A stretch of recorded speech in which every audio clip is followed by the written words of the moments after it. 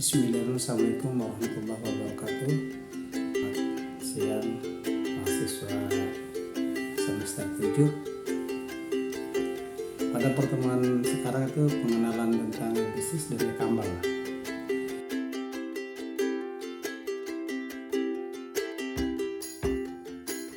Dimana e-commerce atau electronic commerce adalah suatu proses jual beli produk secara elektronik dan dari perusahaan ke perusahaan dengan memanfaatkan jaringan internet dan komputer. Sedangkan menurut David 1999, e-commerce adalah satu set teknologi, aplikasi dan proses bisnis yang dinamis untuk menghubungkan perusahaan konsumen. Pada bagian ini kita akan membahas tentang pengenalan bisnis, elektronik bisnis, pedagang, e-commerce, elektronik commerce atau e-transaksi. Perbedaan antara e-commerce dan e-bisnis, terus keuntungan pengguna e-bisnis, adopsi teknologi digital pada proses e-commerce dan e-bisnis. Pengaruh perkembangan TIK pada bisnis. Berkembang internet menyebabkan terbentuknya sebuah dunia baru yang lazim disebut dunia maya. Kemampuan berinteraksi di media sosial atau di dunia maya yang tak terbatas menjadikan pertumbuhan bisnis semakin cepat melalui e-commerce. Semua orang punya kesempatan yang sama agar dapat bersaing dan berhasil. Internet adalah sistem informasi global berbasis komputer. Fasilitas dalam internet, email, BBS, FTP, GoFort, Telnet, www, arsip atau filmika.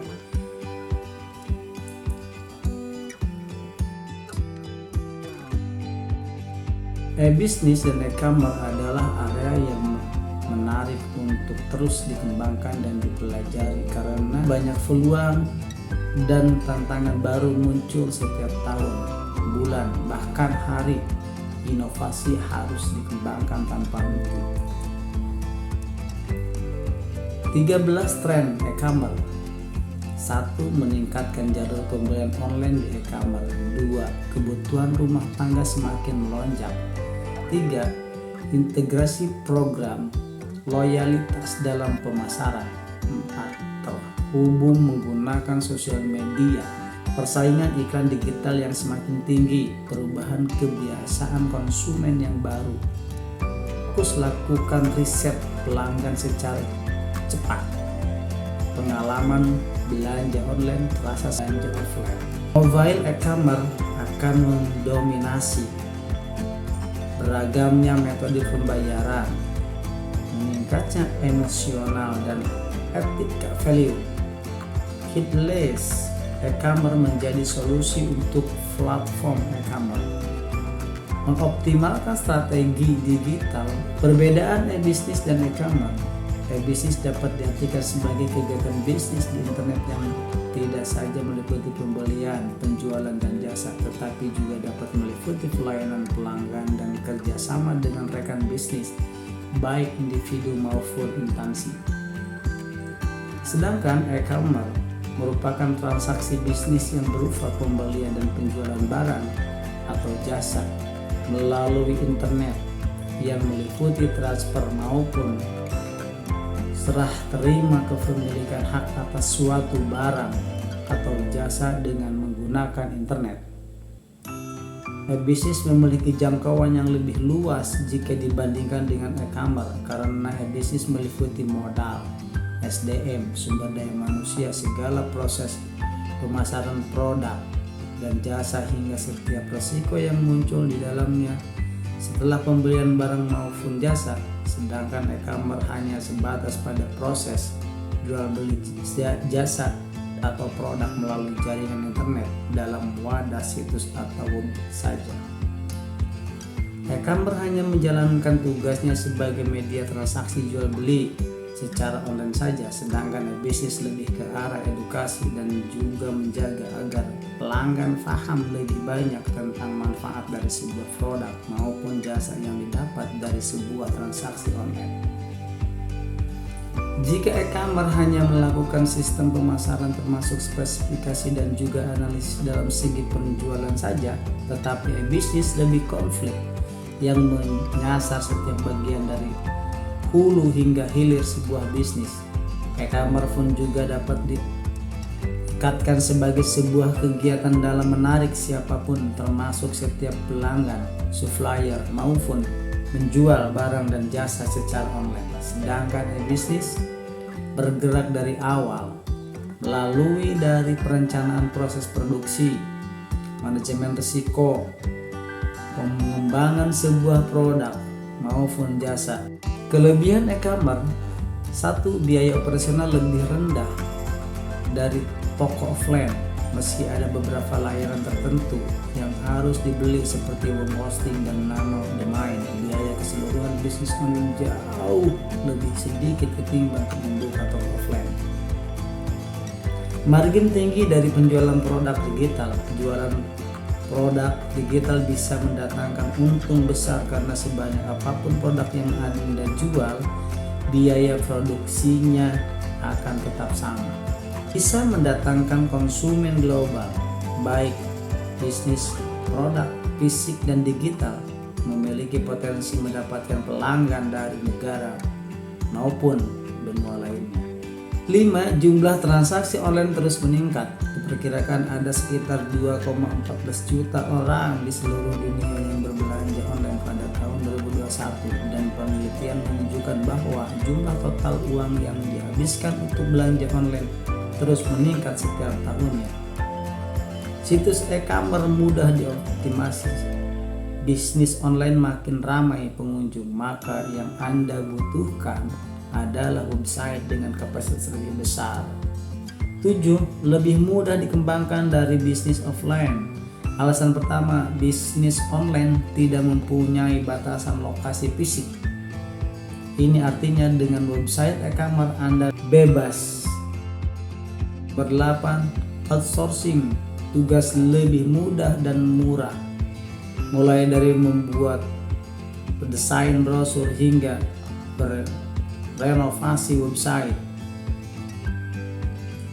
Anda bisa menemukan jasa profesional yang tepat melalui platform job online. 9. Aset pemasaran lanjutan yang terjangkau.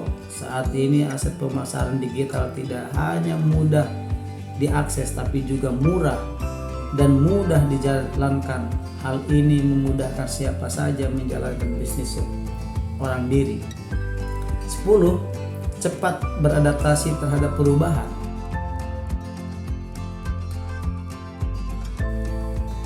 Kekurangan e-commerce: rawan penipuan. Meskipun lebih mudah dalam bertransaksi, tidak jarang juga terjadi penipuan karena toko dalam e-commerce bisa dibuat oleh siapa saja bahkan tanpa modal. Ditambah lagi data yang diinput dapat memanipulasi semakin rupa hingga terkadang tidak terdeteksi apakah toko atau pelanggan tersebut asli atau tipuan. Ketergantungan terhadap teknologi terutama gadget, dan dapat membuat seseorang terkadang hilang kendali dalam berbelanja dan hanya terpaku pada gadgetnya. Setelah itu, kecanduan internet juga membuat seseorang menjadi tidak mampu berkomunikasi secara langsung ketika harus melakukan transaksi secara langsung. Undang-undang yang mengatur kegiatan e-commerce masih kurang memadai, baik secara nasional maupun internasional. Pelanggan tidak dapat menyentuh atau mencoba langsung barang yang ingin dibelinya, sehingga terkadang barang yang didapatkan tidak sesuai gambar atau ekspektasi. Hilangnya privasi, cakupan wilayah serta identitas terbesar luas dapat menimbulkan terjadinya manipulasi data dan penyalahgunaan. Akses e-commerce hanya dapat dilakukan oleh orang yang memiliki gadget dan koneksi internet saja, sehingga tidak mencakup keseluruhan status sosial.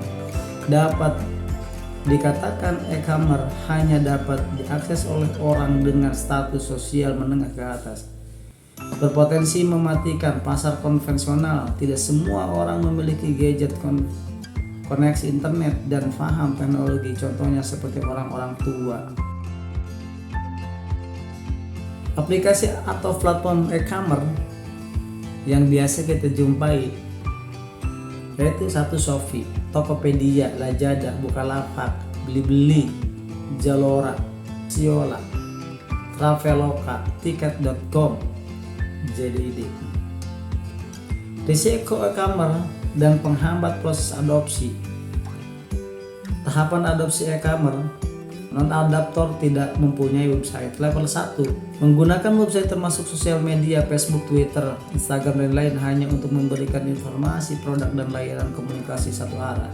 Level 2. Menggunakan website termasuk sosial media, Facebook, Twitter, Instagram, dan lain hanya untuk memberikan informasi, produk, dan layanan komunikasi dua arah dengan konsumen dan supplier. Menyediakan layanan tambahan kepada konsumen, kustomisasi pesanan, feedback terhadap produk, dan survei.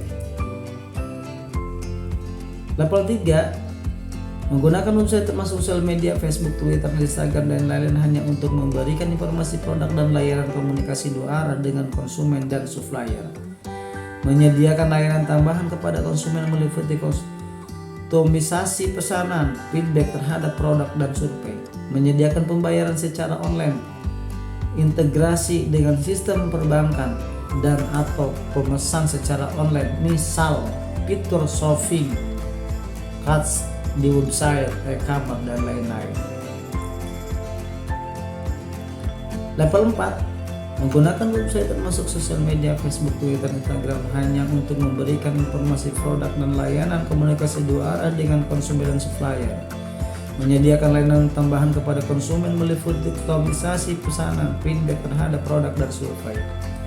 Menyediakan pembayaran secara online, integrasi dengan sistem perbankan dan atau pesanan secara online, misal shopping carts di website, e-commerce, dan lain. Mengintegrasikan proses internal dengan booking online.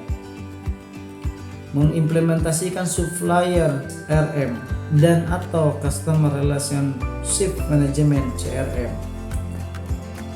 Tiba pada saat refleksi, akan dijawab refleksi pertemuan sekarang dan dikerjakan tugasnya keterangan materi ini. 1. Jelaskan hubungan bisnis dengan e-commerce, kemudian jelaskan hubungan keduanya dengan e-marketing. 2. Jelaskan bagaimana dampak perkembangan teknologi informasi dan komunikasi terhadap perkembangan bisnis di Indonesia. 3. Jelaskan fungsionalitas pada pengembangan usaha e-commerce dengan adanya blog atau platform yang tersedia. 5. Seperti apakah web e-commerce itu? Apa saja konten yang harus dimiliki dan berikan contohnya.